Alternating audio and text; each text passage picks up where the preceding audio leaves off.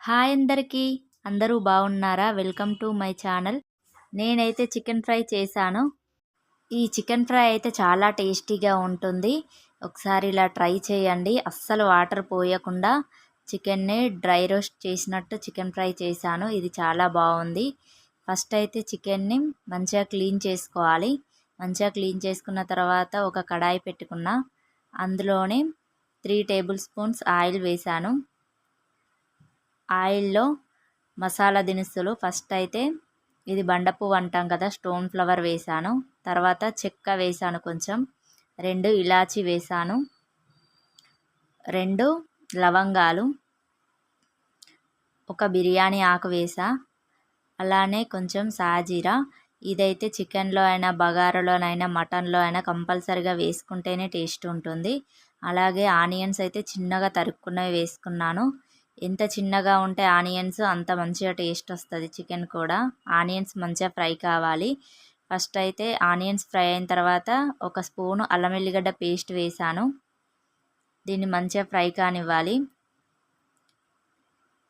మంచిగా ఫ్రై అయిన తర్వాత ఇందులోనే ఒక 1/2 టీ స్పూన్ పసుపు వేసాను. ఇది కూడా మంచిగా ఫ్రై అయిన తర్వాత చికెన్ వేస్తున్నా, మంచిగా క్లీన్ చేసుకుంది.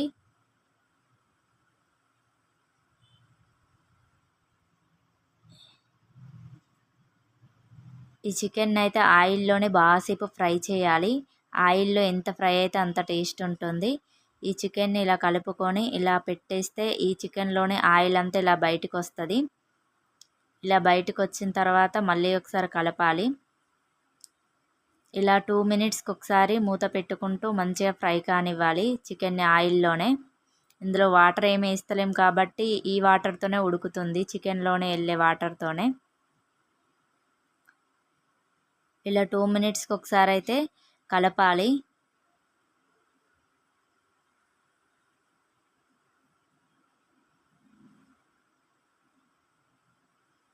ఇది మంచిగా కుక్ కావాలి. ఆ వాటర్తోని కుక్ అయితేనే మంచి టేస్ట్ వస్తుంది. మళ్ళీ వేరే వాటర్ అవసరం లేదు దీనికి. తర్వాత నేనైతే 3 టేబుల్ స్పూన్స్ కారం వేసాను.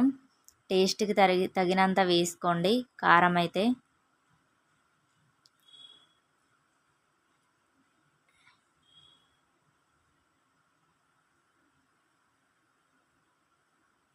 ఈ కారాన్ని కూడా పీసులకు అన్నిటికీ పట్టేటట్టు మంచిగా కలపాలి.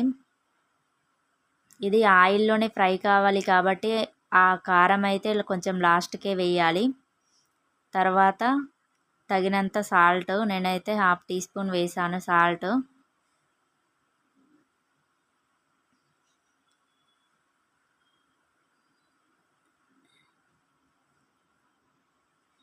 సాల్ట్లో కొంచెం మగ్గిన తర్వాత చికెన్ పీసులు, ఇందులోనే కొంచెం ధనియా పౌడర్ వేస్తున్నాను. ఈ ధనియా పౌడర్ వేసిన తర్వాత కొత్తిమీర వేసుకోవాలి.